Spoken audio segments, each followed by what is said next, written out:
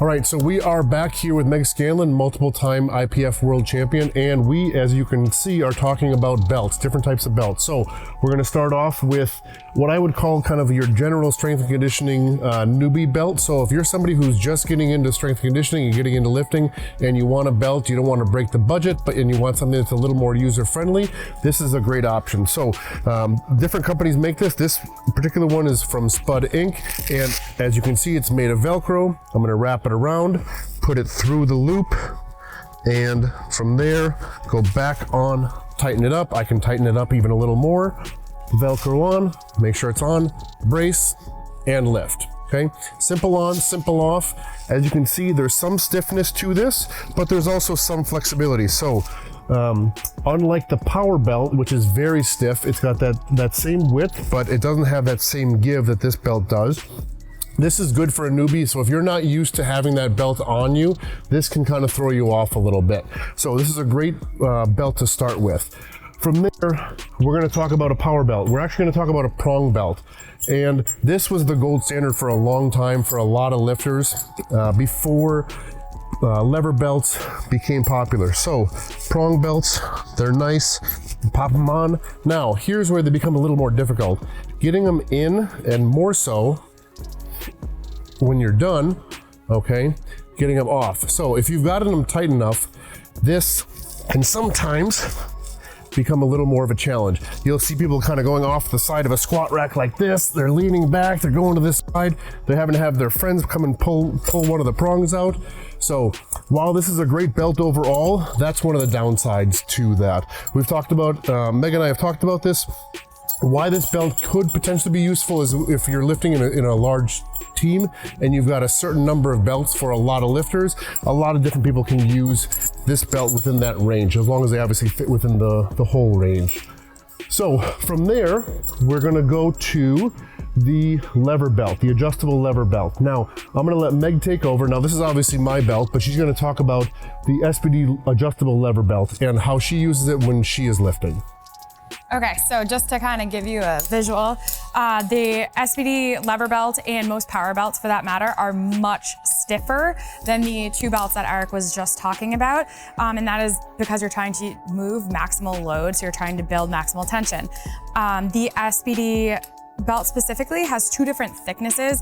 One is 13 millimeters, and they also make a 10 millimeter belt. Neither is the wrong option. It will largely depend on what your preference is and how it fits on your body. Many times, if you have a longer torso or you're a taller person, you might like the 13 millimeter belt. It's a bit thicker, and it won't run into your ribs or your hips. Whereas if you have a shorter torso, you might enjoy the 10 millimeter belt a little bit better because it's a little bit softer, a little bit more malleable, and won't irritate your ribs or hips as much. Personally, I use the 13 millimeter on squats and on deadlift. On bench, I do wear a belt. Not everyone does, but I do wear a belt on bench, and I do opt for the thinner or the 10 millimeter version just for that flexibility of it that it does lend itself to. So from here, I'm gonna have actually Meg, because Meg also has experience with Olympic weightlifting, and she's gonna talk about the Olympic weightlifting belt. So I think the weightlifting belt, as you can see, especially after the power belt, is the most flexible, the thinnest belt. There are different types. This is a buckle, or a lever belt. They do also make Velcro belts, like the first belt that Eric showed. Many times there's gonna be a slight taper to it in the front because you are moving explosively with the barbell, and you do not want the barbell to run into your belt in the front, but you're still trying to get a little extra tension, a little extra support to move a lot of load quickly. So weightlifting belts are definitely the thinnest, and they either will come in the leather or the Velcro variety. All right, and last but not least, this is known as a soft belt in the Strongman community. So as you can tell, this is actually probably going to provide the least amount of support in terms of stiffness, but what it is, because this is made of neoprene, there are some reinforcements in the back and these little slats. There are actually little plastic slats here as well that are flexible. And that's the base layer. The top layer here, as you can see, if you could imagine, this is like a stiff wrist wrap that you'd wear for bench pressing, overhead pressing. So super simple to use. I'm gonna wrap this around my torso. And if I want a certain level of stiffness, I'm gonna go here. If I want to go to the next level, I pull and stretch here, and if I want to really crank it down, I bring the other side over the top. Now, this allows me to still be able to breathe, to brace.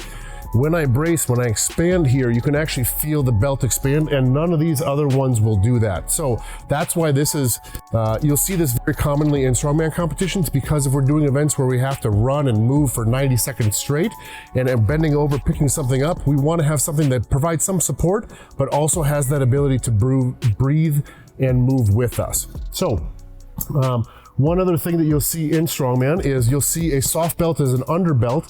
Then, for example, if we're doing something like a heavy yoke carry, we're going to take this stiff belt, put it right over the top. Now, obviously, the hole size is going to be a little bigger because of the adjustment of having that other belt.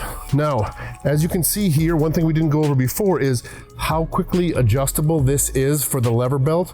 Here, and now I'm tight. When I'm done with my event, I pop it right off, compared to the struggle it is sometimes with a prong belt.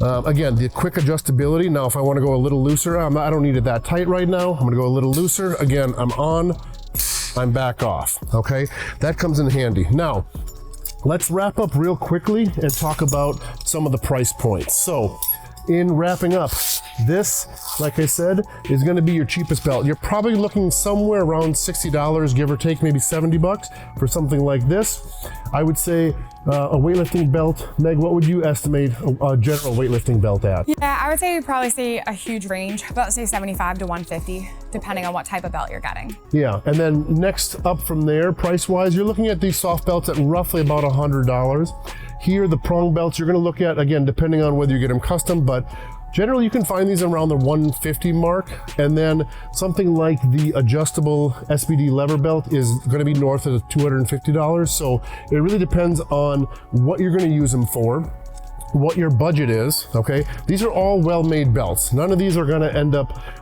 being the wrong choice. It's just a matter of what you're using it for and what your budget is. So when choosing a belt, take in those two options. And if you have the option to talk to somebody in the gym that maybe you train at, and you can try their belt, either try it on if they're the right size, or at least just get your hands on it, you can kind of see, maybe that is something I could use. Talk to other lifters in your gym and get their experience with them, because they may steer you in one direction or the other based on some of the belts that they've used in the past.